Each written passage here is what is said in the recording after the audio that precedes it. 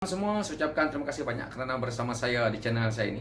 Pencerahan hari ini berkenaan dengan apa yang saya baca tadi, berkenaan dengan isu semasa Datuk Seri Azmin Ali mengatakan PRU tahun 2023 tangguh undi 18 relevan. Itu kata dia lah di media, nanti kawan-kawan boleh cek. Jadi saya nak buat pencerahan saya tentang isu kerajaan yang ada hari ini. Di sini kita lihat bahawa kerajaan yang ada hari ini tidak kukuh dan mereka bertujuan untuk kekal berkuasa hari ini adalah untuk mereka cuba menikmati apa yang mereka dapat daripada mereka sebagai kerajaan, dan mereka cuba memperkukuhkan mereka punya parti. Mereka bukan bertujuan untuk nak memperkukuhkan ekonomi rakyat ataupun memperjuangkan nasib rakyat. Ini yang saya lihat. Daripada apa yang saya baca, mereka kata tidak boleh jangan berpolitik, tetapi mereka hari-hari berpolitik. Mereka tidak menyantuni rakyat pun. Ini kalau menurut saya. Dan kita lihat gabungan mereka, UMNO pun dah nak keluar. Tapi apa yang berlaku hari ini, pemimpin UMNO sendiri yang dah diberi kuasa untuk menjadi menteri berdolak dalih juga. Karena menikmati nikmat sebagai seorang menteri itu, mereka dah lupa bahawa parti mereka bergabung kemarin bersama dengan Perikatan Nasional ini, ada dia punya garis panduan mereka sendiri. Jadi mereka dah mula lalai akan isu-isu ini. Jadi itu yang saya tidak mau masuk ke parti mereka lah. Tetapi kita lihat PH ini yang di bawah Datuk Seri Anwar Ibrahim ini tadi, kita tahu bahawa rakyat akan menolak pengkhianat, dan begitu juga rakyat akan menolak mereka yang berada dalam kerajaan hari ini, yang rakyat rasa seolah-olah tidak menjalankan kerja, seolah-olah gagal untuk menjalankan amanat yang diberikan rakyat kepada mereka. Ini saya yakin bahawa rakyat akan tolak mereka ni semua. Dan apabila rakyat tolak, bukan bermaksud mereka tolak hendak menyokong kepada parti-parti yang ada dalam gabungan kerajaan ini tadi. Tidak. Rakyat akan menolak dan akan menyokong parti yang ada dalam komponen PH ini, terutamanya PKR, DAP, dan Amanah ini tadi. Ini akan berlaku. Untuk mereka yang digeral sebagai pengkhianat ini tadi pula, ini rata-ratanya datang daripada komponen parti PH seperti mana yang kita tahu, yaitu PKR. Dan orang-orang ini tadi akan dihukum apabila PKR meletak calon baru untuk bertanding melawan mereka ini tadi. Di situ kita akan lihat rakyat menghukum mereka yang lompat daripada PKR ini tadi. Ini saya yakin, dan kita boleh lihat hasilnya nanti. Politik hari ini yang mereka mainkan, seperti mana yang saya selalu katakan, ini bukan era politik tahun 80-an. Ini adalah era politik tahun 2020 yang mana rakyat sudah boleh menilai, anak-anak muda yang ada hari ini melihat pemimpin itu betul-betul menjalankan kerja, betul-betul mempunyai tanggung jawab kepada rakyat. Dan apa yang kita lihat hari ini, cara mereka bermain politik masih berada di takuk yang lama. Kerana apa? Kerana pemimpin yang lama ini tadi, mereka merasakan bahawa diri mereka seolah-olah dah besar, seolah-olah mempunyai pengalaman yang meluas, tetapi mereka lupa bahawa dunia IT yang ada hari ini, yang terlalu maju ini, mereka tidak dapat membohongi rakyat lagi. Kerana rakyat sudah tahu berita, tahu tentang apa yang berlaku dalam dunia ini dengan sekelip mata. Tetapi mereka mengeluarkan kenyataan-kenyataan media yang membuatkan rakyat merasa tidak puas hati, merasa mereka ini memperbodohkan rakyat, dan mereka hanya janji-janji kosong. Ini rakyat lihat. Tetapi apa yang kita lihat hari ini, mereka cuba mainkan isu yang sama. Ini yang berlaku. Berkenaan dengan isu PRU ke-15 ni, yang dia katakan 2023 ni, kita tahulah menteri-menteri ni mereka nak dapat kepencen. Itu hal kecil pada saya. Tetapi saya melihat bahawa mereka hendak memperkukuhkan parti mereka ini tadi. Kerana seperti mana yang kita tahu, mereka tidak ada kekuatan di akar umbi. Tetapi kita jangan silap, karena di Sabah, di mana yang berlaku PRN Sabah yang lalu, Bersatu boleh bersaing dengan Barisan Nasional, padahal Barisan Nasional mempunyai kekuatan akar umbi di Sabah. Jadi hari ini kita tidak boleh mengatakan bahwa parti mereka ini lemah, tetapi kita lalai. Walaupun parti mereka ini lemah, tetapi kita jangan lalai, sebab kita tidak tahu UMNO, permainan politik UMNO ini, mereka mungkin akan lagi bergabung semula dengan Bersatu. Karena UMNO, kalau dia menggunakan brand mereka yaitu Barisan Nasional, siapa gabungan mereka? UMNO hari ini dia nak menggunakan Muafakat Nasional itu bersama PAS. Jadi kita lihat kekuatan mereka itu hanya ada di Semenanjung Malaysia, tidak untuk Sabah Sarawak. Ini kalau menurut saya. Jadi kalau mereka nak bergabung dengan PAS untuk mendapatkan kekuatan, hanya 2 gabungan saja.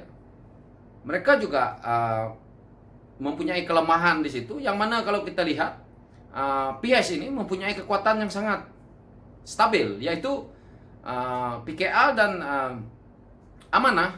Mereka boleh bertanding di kawasan Melayu, dan PKR juga boleh bertanding di kawasan bukan Melayu.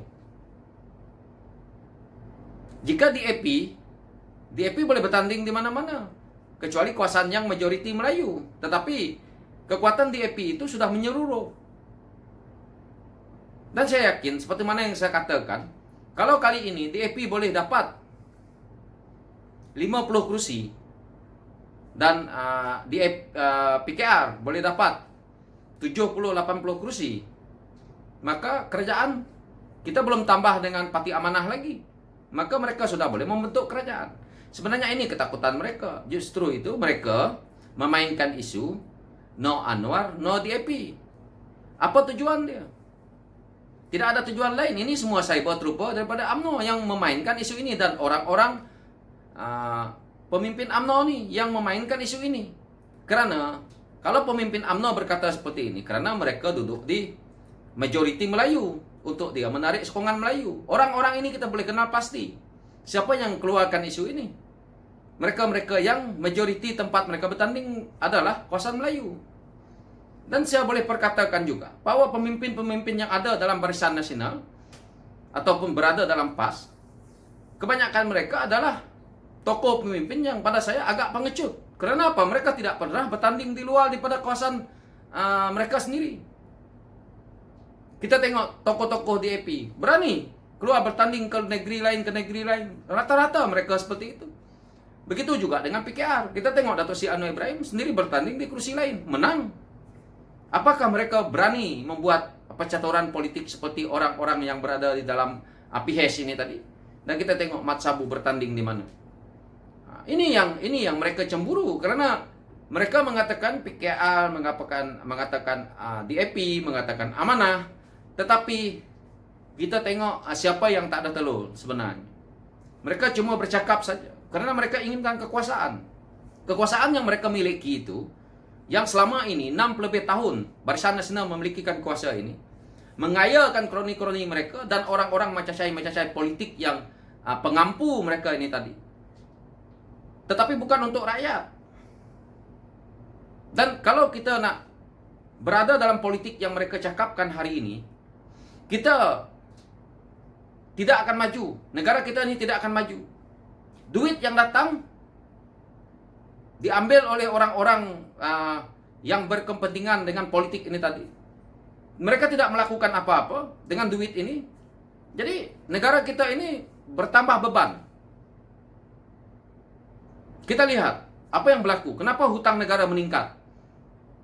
Penghasilan negara kita ada. Kenapa ini berlaku? Ini sebenarnya soalan yang rakyat mainkan dalam pikiran rakyat biasa nih, tau. Rakyat bukannya nak pikir yang ekonomi ini, yang dalam-dalam. Rakyat pikir macam tu. Rakyat pikir kita mempunyai hasil negara, tetapi kita berhutang banyak. Kenapa kita berhutang banyak? Rakyat berpikir seperti ini. Jika kita berjimat cermat, jika memang betul kerajaan Barisan Nasional dahulu betul telus, betul tidak melakukan banyak masalah. Kenapa hutang yang waktu PHS ambil banyak? Dan kenapa mereka mengatakan PHS seperti jual aset ini, jual aset itu? Yang buat hutang itu siapa pada awalnya? Tapi ini yang dimainkan oleh macai-macai UMNO yang saya lihat selalu di media sosial. Mereka menyalahkan PHS. Yang melakukan kesalahan adalah mereka.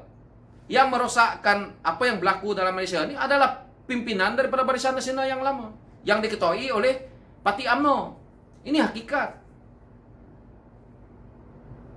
Kita rakyat bercakap seperti ini, memanglah mereka akan kata seperti itu, seperti ini. Tapi kita nak seperti mana yang Saudara Rafizi Ramli kata, Datuk Seri Anwar Ibrahim kata, untuk mendakwa pesalah-pesalah yang melakukan kesalahan ini bukan benda tu seperti yang semudahnya. Tapi rakyat berpuas hati kerana benda ini sudah sampai pun ke mahkamah. Sekurang-kurangnya rakyat boleh tahu. Kita punya negara ini, kalau mereka nak mengatakan bahawa kerajaan PHS tidak bagus, kerajaan PHS itu pada saya baru ambil 22 bulan nak membersihkan apa yang telah dilakukan oleh Barisan Nasional begitu lama. Ini bukan perkara mudah. Perkara ini berlaku terlalu lama. Saya tidak menyalahkan kaki tangan kerajaan, tetapi kita boleh tahu bahawa dalam kaki tangan kerajaan pun begitu ramai orang yang sudah berpihak kepada mereka ini tadi. Hal ini sangat rumit, tetapi kalau kita nak merubahkan satu kerajaan itu, menjadikan kerajaan itu ke arah yang baik, kita harus merubahkannya hari ini. 5 tahun untuk kita merubahkan satu kerajaan itu tidak cukup, tetapi sekurang-kurangnya dia sudah ada pembersihan di situ demi kebaikan rakyat bersama. Kita lihat 22 bulan PHS memerintah. Kita sudah lihat bahawa penurunan kes rasuah kita itu untuk negara kita menurun. Dan hari ini meningkat lagi. Karena apa? Karena adalah pemimpin yang berada dalam kerajaan hari ini, walaupun mereka ini yang sedikit daripada PKL juga, mereka ini adalah satu kelompok yang sudah termaktub bahwa rakyat dah mengatakan mereka ini mengkhianat dan juga mempunyai kes-kes tertentu. Itu yang diperkatakan oleh pemimpin PHS bahwa mereka ini diugut berbagai-bagai isu lagi. Jadi kita rakyat harus melihat sisi yang baik demi kelangsungan kita punya negara ini, supaya di waktu akan datang negara kita ini mempunyai pucuk pimpinan yang betul-betul yang mana yang kita mahu. Justru itu, jika PHS memerintah kali ini pun hutang negara itu melambat. Bukan mudah. Bayangkan orang yang buat masalah, kita yang nak selesaikan, itu adalah satu hal yang sangat sulit. Tetapi terpaksa juga dilakukan seandainya PHS menang nanti. Karena ini adalah tanggung jawab kita bersama untuk menjaga negara kita ini. Jadi inilah yang berlaku di negara kita ini hari ini. Yang mana bila kita tengok apa yang mereka buat hari ini, nak tundakan PRU ke-15 ini begitu jauh, mungkin betul kerana faktor COVID ini, tetapi ini pada saya satu alasan mereka untuk mereka cuba kebelakangkan lagi.